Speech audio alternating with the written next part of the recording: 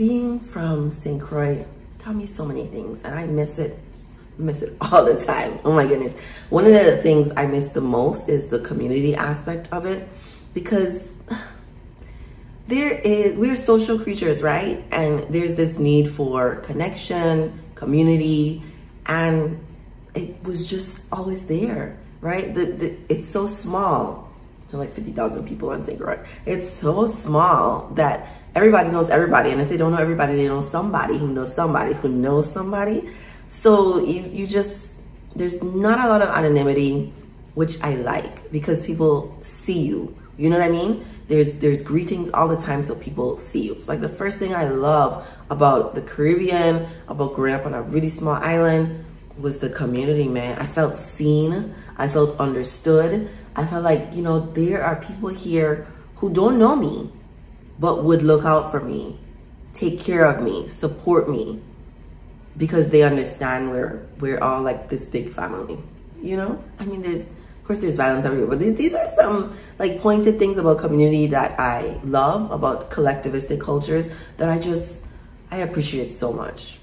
My number 2 would be everyone looks like me. This is a thing I think I took for granted. It does give like a false sense of what the world is like, but I feel like it's so helpful for children growing up to see people who look like them doing all sorts of things, right? Like, there are people who look like me who are not nice. There's people who look like me who are very nice. So it's not necessarily about the looking like me part. It's like you are forced to get to know people beyond what's on the exterior, because everybody was black. Everybody was black. I mean, not everybody, like 99% of people were black. So I got to see all the leadership is black. My doctor was black. There's just black people everywhere doing everything. All the things black people were doing, whether they were good or bad. The representation was there. And so I could see myself in so many different people. Whereas, you know, in America, the messaging, and I really, you know, credit my parents for really curating the sort of messaging programming that I got as a kid. You know, I think it was very purposeful for my mother to stay on the island, or come back, how you say? She left, she came back, raised her children on this island, and was very mindful about what she allowed us to intake as programming. So I just always thought I was, you know, thebomb.com, and you leave and you come to the People's America, and the messaging is very much, you're nothing. It's telling you, and you're like, what is this? But I know I'm all that and a bag of chips. Like, I know this. So why is there so much messaging saying all these negative things? Well, power and control. You know, it's really unfortunate. The power and control that people, you know, and the powers that be have decided, you know, they want to keep certain hierarchy and structures in place. Doesn't mean it's impossible to be successful, right? But there's just so much mind programming to undo that I'm grateful I did not have to do all of that when I came to the People's America. And then when I came to the continental US, I was sad I couldn't find a lot of the foods back home, but then also took for granted, I suppose, the way food is grown back home. We import a lot of things, but there's also seasonal fruits. And you know, having trees in the backyard to pick from never really felt like a privilege until I didn't have it anymore. Until I had to pay for mangoes. Bothered me to my core. But a lot of the fruit trees, the food, the produce, because my father is like a farmer, plants a lot of things, grows a lot of things, you know. So when I came to America and they talk about all this organic stuff, I'm like, what is this gimmick? What is this sales marketing tool that you're trying to pull on me? When someone explained to me, like, well, listen, to where you came from, a lot of your food is organic. Y'all are not labeling it as organic, but a lot of your food just comes from the earth. It's not made in mass quantities, does not have a bunch of pesticides being used on it. I was like, oh, okay. That makes sense for why there's so much disease in America and why people in the islands live so long. That's like one of the things, right? There's also the fresh air, less stress, lots of things. But I loved the fact that I had the experience of just being connected with nature, which is my number 4. Because I think growing up around so much green, spoiled me, spoiled me. So like when I first moved to Miami, one of my favorite places was the Botanical Gardens because it was like so much green. And there was even like one section that you, on the way to driving to the Botanical Gardens, where the canopy, like there was a canopy, trees across the road would connect. And I felt like I was in heaven. Like, what's better than this? What is better than this? Oh my gosh. And then like I made it my mission to go to as many botanical gardens as I could go to. And then I even went to one that wasn't really open to the public, but I didn't know that. And so when I went and I was like, can I please see the trees? Can I see the trees? And the guy came and got me and took me in a golf cart and was like, this tree does that and this tree does that. And do you want a picture with this tree? Yes, I do. Yes, I do. Because I'm like a tree hugger. But the nature part is just like fantastic. And maybe the connection with nature and not bulldozing every single tree to erect, I don't know, a PlayStation helps with the pace, which is my next point. I love how slow living on an island is. There's not so much interest in the next thing, the next new thing, accomplishing this goal. You have to do it fast, fast, fast. It's like a double-edged sword because things also get done really slow. But in terms of island time, because I mean, there was a culture shock when I moved to Miami. I was stressed with all the people, there's so many people, but also with how quickly people moved on from things.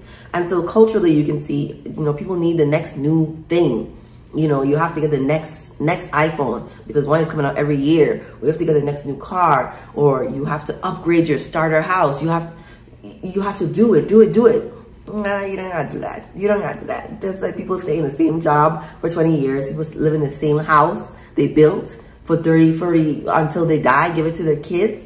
It's so different. And I appreciate how slow my life was, because I feel like at the end of the day, what really matters. And no matter where you live, whether you live in a fast place like New York City, or you live in like a rural part of Georgia, I think the connection to people is the most important thing. I think it's easier to see that, feel that, do that when you're in a slower paced place, but you can do it anywhere because we're social creatures and we need the connection. But back to nature, my next point, which needs a point all by itself, is beaches. I mean, the beach in the Caribbean. Have you been to the Caribbean? Have you been to a beach in the Caribbean? Have you been to a beach in the States? I'm sorry, I'm not.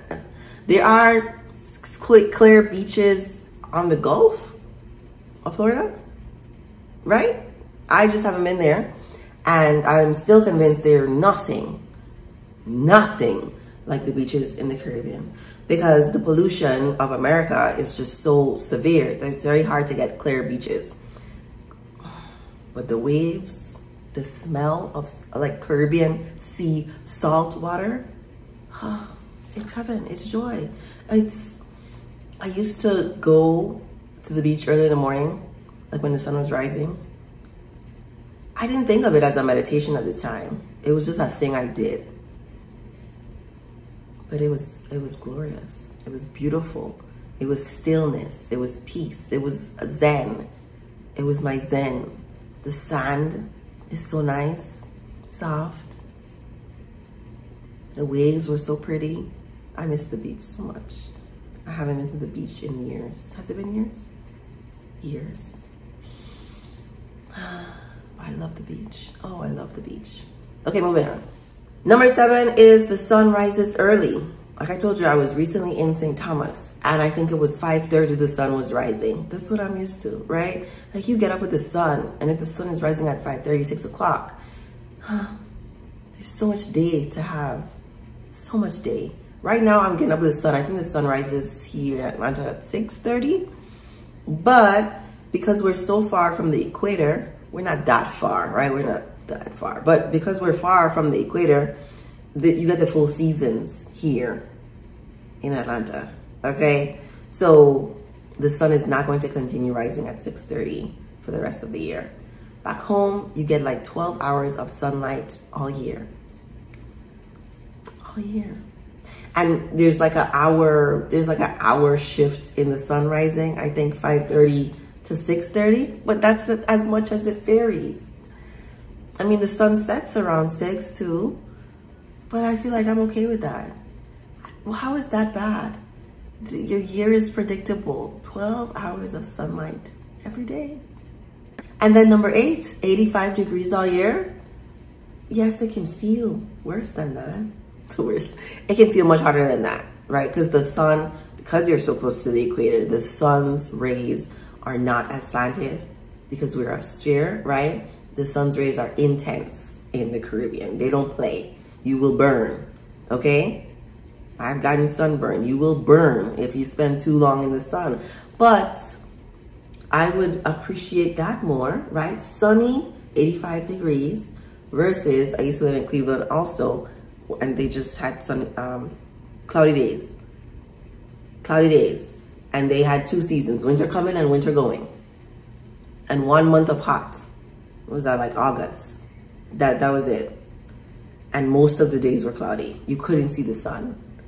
And I need the sun to survive, right? Because that's when seasonal affective disorder would start to kick in. I need the sun, and I need the sun to be out when I'm leaving work. Like, I don't need the sun to be gone, like around 5, 4. What was it doing? Oh my goodness. No, I don't like winter. I don't like winter. I don't like being cold, and I don't like the diminished number of hours of the sun. But in St. Croix, 12 hours all day long, all year long. Whew. It was so nice. I miss home so much. I love it. I am so grateful that I grew up on an island. I'm so grateful that I am me. I got to have this experience. Okay, and then moving on to my last 2 points. 9, I'm not saying I'm grateful for hurricanes, but I'm glad it's not tornadoes. I'm glad it's not earthquakes. You know, hurricanes feel pretty manageable. And every 30 years or so, there's a pretty bad one. But we, you know, in a few years, we're fine. That's really bad, right? Every year there are hurricanes. And most of the time, they do not hit my tiny little island. And rarely, you know, for the frequency of hurricanes that we get every year, there rarely is a really bad one. And even after the really bad ones, we are able to come together, rebuild, and get back what we had before. Sometimes it's really stressful. Like I think, you know, Caribbean communities are still reeling from the last 2 bad hurricanes. But yeah, I still would take that, like those natural disasters versus some of the other things that can happen across the world. We are tsunami prone, I guess they say. They say we're due for a tsunami, but it hasn't happened. But we've been preparing with like alert systems and, you know, teaching people how to avoid the deadly consequences of a tsunami. They've been teaching that. So it feels manageable. It just, yeah, it doesn't feel like the worst natural disaster to have. And then my number 10. My number 10 is the cultural melting pot of the islands and the empowering history. So I learned Virgin Islands history and Caribbean history while growing up, and also world history, US history, like all the histories. I think that's a unique experience because I think people even on the motherland don't get that much history. They don't know that much about different parts of the world. I'm curious about what they teach in Africa because colonialism is so prevalent, like on the motherland. So that the fact that so many people from Nigeria and Ghana who say they don't know the slave trade history or wasn't taught in school, that's odd to me. I think that's really, really odd. So we got the whole slave trade history. You know, I don't think we spent as much time as we probably could on Jim Crow laws, right? Because when I was 18, when I moved to the States at 22, 23, I had to do so much work in trying to understand why Black people in America were so different than Black people in the Caribbean from Black people in Africa, right? Because the biggest difference is the history, the culture, but you know, in America has this unique history of oppressing this specific group of people for an extended amount of time. Even after slavery, there was still the Jim Crow era, there was still the civil rights movement. And then the programming, like there was just, it just hasn't been done this like terribly. Like the negative programming and imagery has not been done as problematic as it has been in the States anywhere else in the world. They do it everywhere. Like anti-blackness, white supremacy exists everywhere. But in America, there's a special kind of powers that it makes it really bad. And it makes for a disconnect between the cultures because, you know, after you've brainwashed the people, you don't really have to do much else to keep them down. You've instilled in generations these negative belief systems that even the people have come to believe. And so then it just becomes like this really, really big struggle, either here nor there.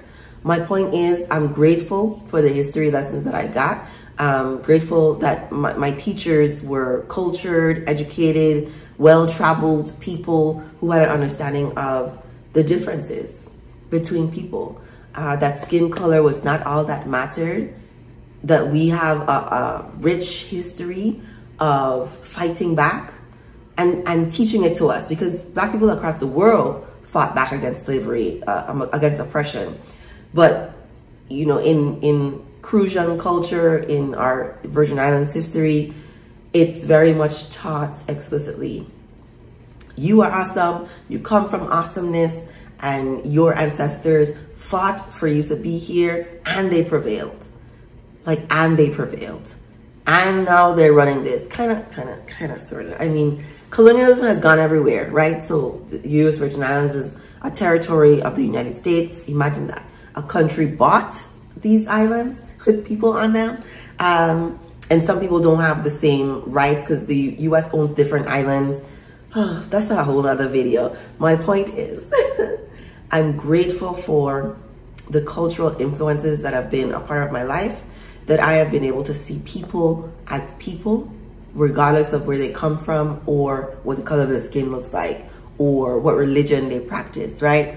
People, I can see you as a whole being, whole human being who has feelings and wants and desires just like I do. That's it. That's all. I love Croix so much. I'm like, when am I going back? I might go back for our festival because I need to be, you know, dancing on somebody, boy, child, honestly. So let me know what you think in the comments about where you're from, what you're grateful for, about your upbringing. Remember to like, subscribe, share this video with someone you think it may help, and thank you for watching.